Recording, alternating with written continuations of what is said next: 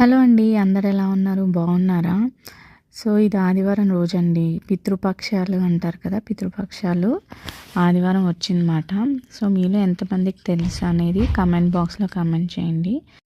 ఆ రోజు ప్రత్యేకంగా మన వాళ్ళు ఎవరన్నా స్వర్గస్థులవుతే వాళ్ళకి ఒక 4 రకాలు వాళ్ళకి నచ్చిన ఐటమ్స్ అయ్యి ఇలా చేసి పెడతారన్నమాట. బ్లెస్సింగ్స్ అవి కూడా తీసుకుంటారు.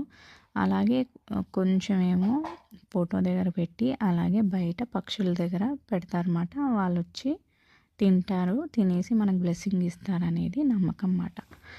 అయితే నేనైతే నాకు కుదిరినంత వరకు 6 రకాలైతే చేశానండి. సో, మా నాన్నగారికి అయితే ఫిష్ అంటే బాగా ఇష్టం మాట. సో, నేను ఫిష్ పిడుపులాగా నేను కర్రీ చేశాను. ఇంతకు ఆ రోజు ఆదివారం మాకు భోజనాలు పిలిచారన్నమాట. కజిన్స్ వాళ్ళ ఇంటికి వెళ్ళాలి. అందుకే అన్నీ కొంచెం కొంచెం చేశానండి. ఎక్కువ కర్రీస్ కూడా చేయలేదు. ఎందుకంటే నెక్స్ట్ డే నుంచి నవరాత్రులు స్టార్ట్ కదండి. మిగిలిపోయిన మనం తినం. నేనైతే బయట కూడా పెట్టాను పక్షులు వచ్చి తింటాయి అని చెప్పి. నేను మంచినీళ్ళు తెచ్చేలోపు చక్కగా 2 పక్షులు అయితే వచ్చి ముట్టుకున్నాయండి. వీడియో అయితే స్కిప్ చేయకుండా చివరి వరకు చూడండి. అలాగే ఆ రోజు సాయంత్రము మా పాత కాంప్లెక్స్లో బతుకమ్మ ఆడారన్నమాట. సో, చిన్న గౌరమ్మని ఫస్ట్ టైం నా చేతులతో అయితే నేను చేసి అయితే తీసుకెళ్ళాను. ఉత్తి చేతులతో వెళ్ళడం ఎందుకని ఫస్ట్ టైం అయితే ట్రై చేశాను. బట్ హడావిడిగా వెళ్ళాము. ఎందుకంటే అప్పటికి లేట్ అయిపోయిందన్నమాట. భోజనాలు అయిపించారు కదా! కానీ నేను చేసే వెళ్ళాను అనమాట.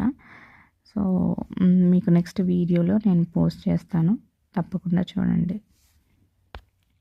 ఆ రోజు భోజనం ఎవరికైనా పెడితే మంచిదంట అండి. అమ్మ చెప్పింది. సో, మా హెల్పర్ ఉంది ఇంట్లోనే. సో, తనకు పెట్టామన్నమాట.